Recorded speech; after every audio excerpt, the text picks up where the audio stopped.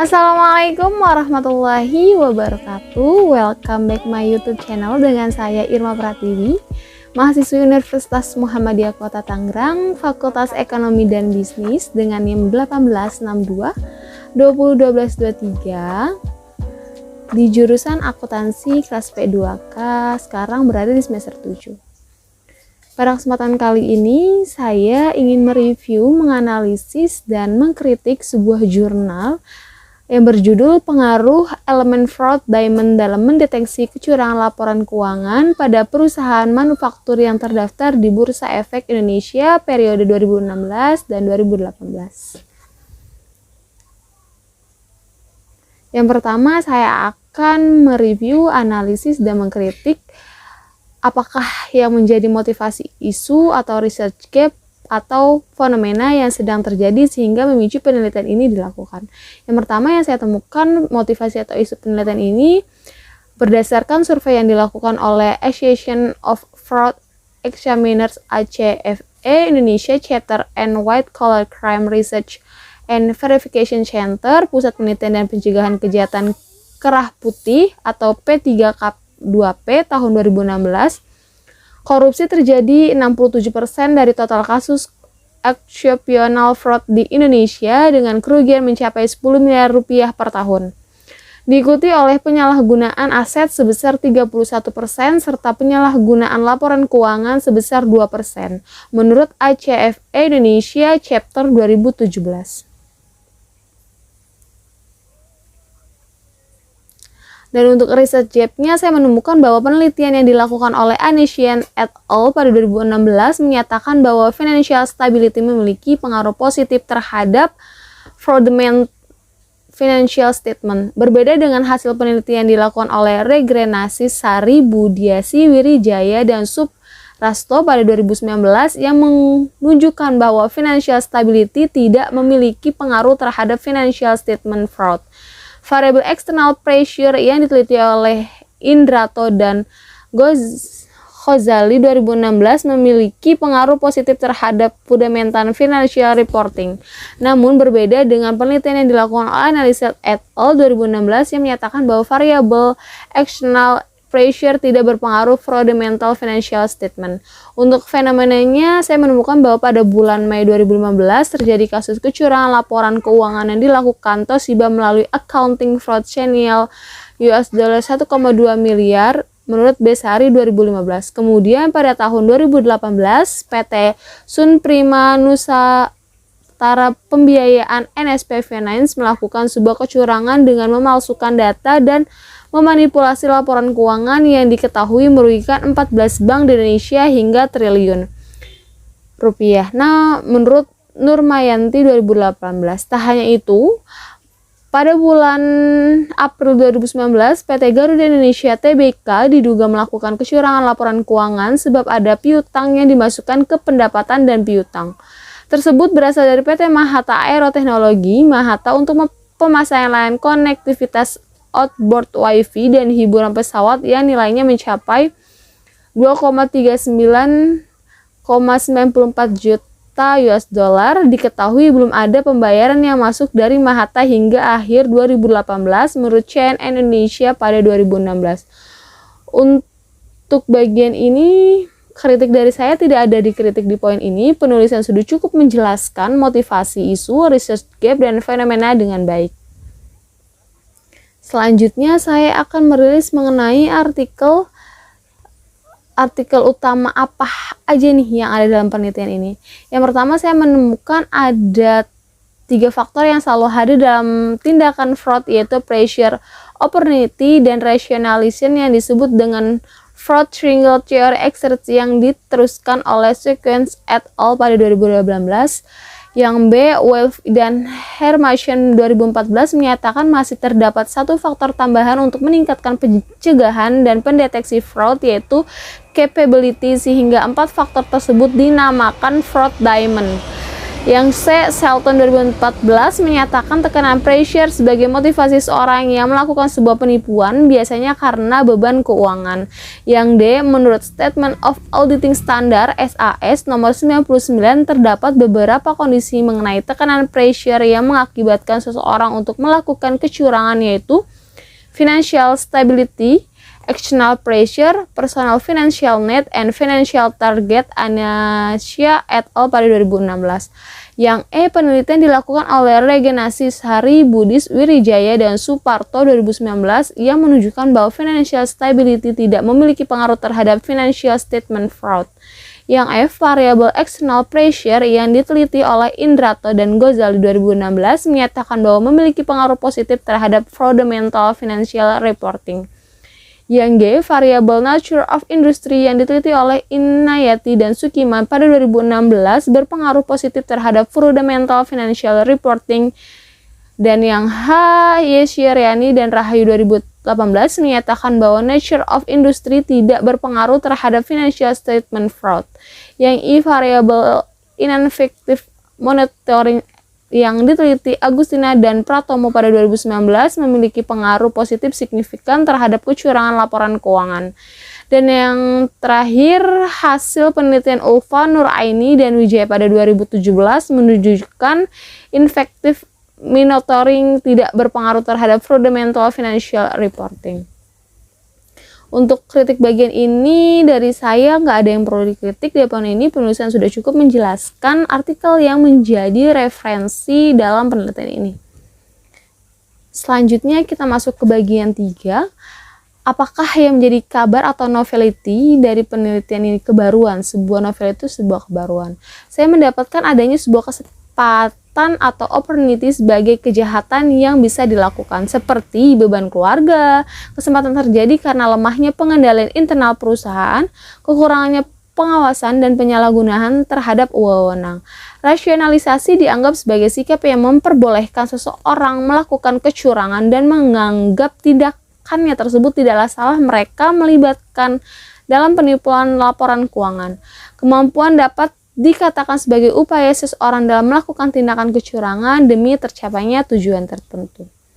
Untuk kritik bagian ini dari saya, penelitian ini tidak menjelaskan secara jelas kebaruan penelitiannya pada bagian abstraksi ataupun pengataran penelitian. Novelty ini kan tersirat secara implisit di bagian kesimpulan penelitian ini.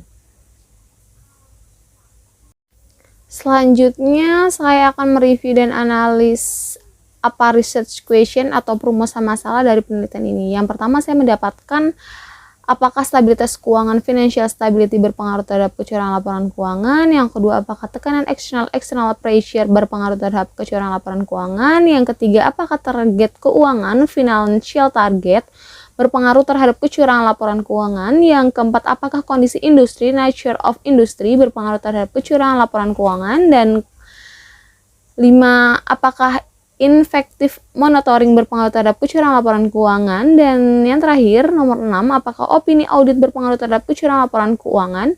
Dan yang ketujuh, apakah penggantian direksi berpengaruh terhadap kecurangan laporan keuangan. Kritik dari saya untuk poin 4 ini, peneliti tidak menjelaskan perumusan masalah dengan jelas. Perumusan masalah hanya tersirat secara implisit. Seharusnya perumusan masalah dijelaskan pada bagian latar belakang penelitian. Perumusan masalah yang disajikan di atas merupakan hasil penelaahan dari reviewer dari hipotesis dalam penelitian ini. Selanjutnya kita ke poin 5. Apa tujuan dari penelitian ini? Yang pertama, saya menemukan untuk mengetahui pengaruh stabilitas keuangan financial stability terhadap kecurangan laporan keuangan. Yang kedua, untuk mengetahui pengaruh tekanan external pressure terhadap kecurangan laporan keuangan. Yang ketiga, untuk mengetahui target keuangan financial target terhadap kecurangan laporan keuangan. Yang keempat, untuk mengetahui kondisi industri nature of industry terhadap kecurangan laporan keuangan. Yang kelima, untuk mengetahui ineffective monitoring terhadap kecurangan laporan keuangan. Yang keenam, untuk mengetahui opini audit terhadap kecurangan laporan keuangan. Yang ketujuh, untuk mengetahui pergantian direksi terhadap kecurangan laporan keuangan. Untuk kritik bagian ini dari saya, peneliti mengkonsep tujuan penelitian dalam bentuk hipotesis penelitian. Seharusnya antara tujuan penelitian dan hipotesis dibuat dalam bagian yang terpisah. Selain itu, bahasa yang disajikan kurang sistematis dari segi redaksional. Lanjut ke poin 6 dari jurnal ini, apakah kontribusi dari penelitian ini? Review dari saya dalam studi ini fokus pada menjelaskan hubungan antara pengaruh elemen fraud diamond yang terdiri dari elemen pressure, kegiatan penghindaran pajak, dan kualitas pengungkapan informasi keuangan dan non-keuangan yang mempengaruhi elemen fraud diamond dalam mendeteksi kecurangan laporan keuangan. Yang B, peran financial statement fraud, fraud diamond, financial stability, external pressure, financial target, nature of industry, effective monitoring, audit opinion, director of change. Untuk kritik bagian ini dari saya, penelitiannya hanya menjelaskan kontribusi secara general, secara umum. Seharusnya kontribusi dijelaskan secara spesifik lagi. Selanjutnya akan mereview dan analis apakah grand theory yang digunakan dalam penelitian ini. Yang saya temukan teori keagenan yang berhubungan dengan keagenan timbul karena adanya kontrak antara prinsipal dan agen dengan mendelegasikan beberapa wewenang pengambilan keputusan kepada agen. Manajemen merupakan pihak yang dikontrak oleh pemegang saham untuk bekerja demi kepentingan pemegang saham. Pihak manajemen diberikan sebagai kekuasaan untuk membuat keputusan bagi kepentingan terbaik pemegang saham, sehingga manajemen wajib mempertanggungjawabkan semua upaya kepada pemegang saham. Yang kedua, saya menemukan signal theory kan dikembang oleh Spence 1973 yang menjelaskan bahwa pihak pemilik informasi memberikan suatu informasi yang mencerminkan kondisi suatu perusahaan yang bermanfaat bagi pihak investor. Untuk kritik pada bagian ini dari saya, peneliti hanya menjelaskan suatu grand theory secara eksplisit, yaitu teori keagenan, sedangkan teori signaling dijelaskan secara implisit. Seharusnya penerapan signaling teori juga dijelaskan secara eksplisit serta dapat ditarik keterkaitan dengan judul penelitian.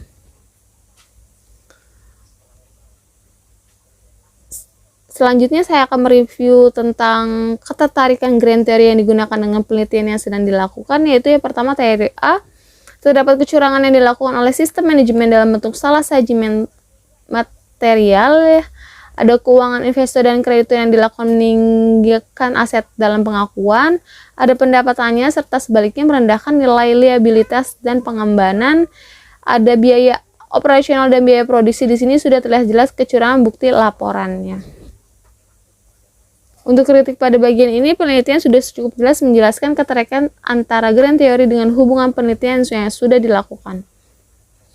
Dan ini untuk gambar kerangka konseptual. Ada stabilitas keuangan yang berpengaruh terhadap tekanan eksternal, target keuangan, kondisi industri, effective monitoring, opini audit, dan pergantian direksi.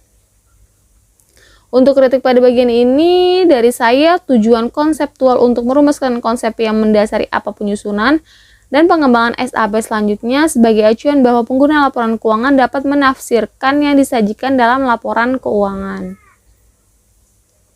Yang ke-10, saya akan mereview dan menganalisis apakah hipotesis penelitian ini yang saya dapati. Yang pertama, H1-nya stabilitas keuangan berpengaruh positif terhadap kecurangan laporan keuangan. Yang kedua, tekanan eksternal berpengaruh positif terhadap kecurangan laporan keuangan. Yang H3-nya target keuangan berpengaruh positif terhadap kecurangan laporan keuangan. H4-nya kondisi industri berpengaruh positif terhadap kecurangan laporan keuangan. H5-nya effective monitoring berpengaruh positif terhadap kecurangan laporan keuangan. Yang H6-nya opini audit berpengaruh positif terhadap kecurangan laporan keuangan. H7-nya pergantian direksi berpengaruh positif terhadap kecurangan laporan keuangan. Untuk kritik bagian ini dari saya, penulis sudah cukup jelas dalam menjelaskan hipotesisnya dari penelitian ini.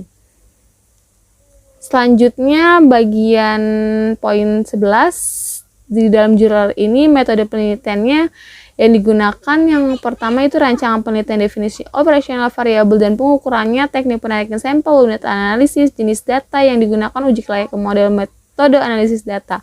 Untuk rancangan penelitiannya dia menggunakan kuantitatif Menurut saya penulis sudah cukup jelas dalam menjelaskan rancangan penelitian yang dipakai di penelitian ini. Untuk definisi operasional variabel dan pengukurannya, dia menggunakan financial stability.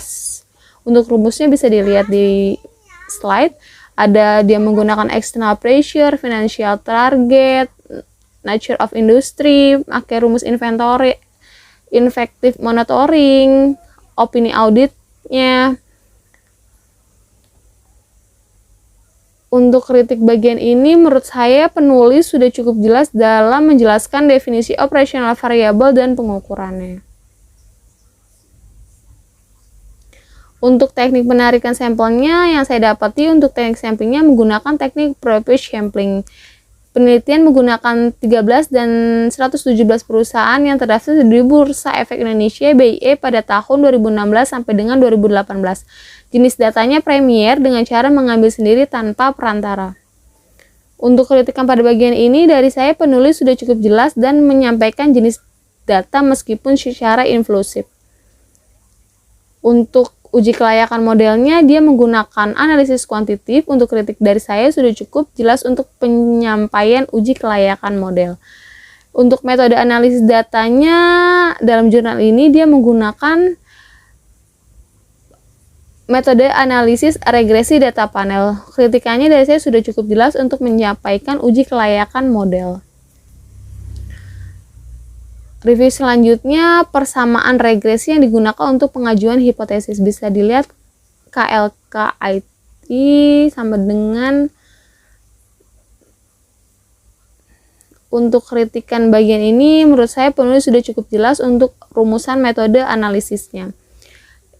Poin selanjutnya, pembahasan hasil penelitian, statistik deskriptif, hasil uji kelayakan model, hasil uji hipotesis, serta menjelaskan hipotesis yang terbukti dari yang tidak terbukti. Pembahasannya bisa dilihat di sini. Hasil dan pembahasan analisis statistik deskriptifnya. Kritik dari saya nggak ada, sudah cukup jelas untuk penyampaian uji kelayakan modelnya. Untuk yang poin 14, apakah kesimpulan keterbatasan implikasinya dari penelitian ini?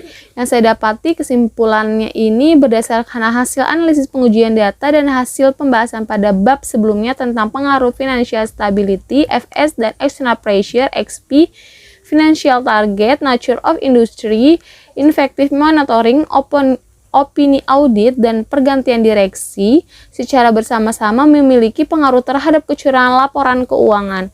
Untuk kritik bagian ini dari saya, peneliti tidak menyajikan kesimpulan dengan redaksional yang fungsinya untuk menjawab rumusan masalah. Untuk keterbatasan penelitian ini hanya menggunakan sampel perusahaan manufaktur, sehingga hasil penelitian ini hanya membuktikan hasil pengaruh kecurangan laporan keuangan di ruangan lingkup itu saja. Untuk kritik pada bagian ini, penelitian sudah cukup jelas dengan lengkap terkait keterbatasan. Untuk implikasinya, tidak ada implikasi di penelitian ini. Penelitian ini tidak menjelaskan implikasi penelitiannya. Harusnya penelitian menjelaskan hasil penelitiannya sebagai masukan untuk sebuah perusahaan. Sekian dari saya untuk pembahasan mereview jurnal dan analisis kritik di setiap poin-poinnya yang sudah saya jelaskan di PPT. Saya akhiri, maaf jika ada kata-kata yang kurang berkenan atau penjelasannya kurang jelas. Mohon maaf. Wassalamualaikum warahmatullahi wabarakatuh.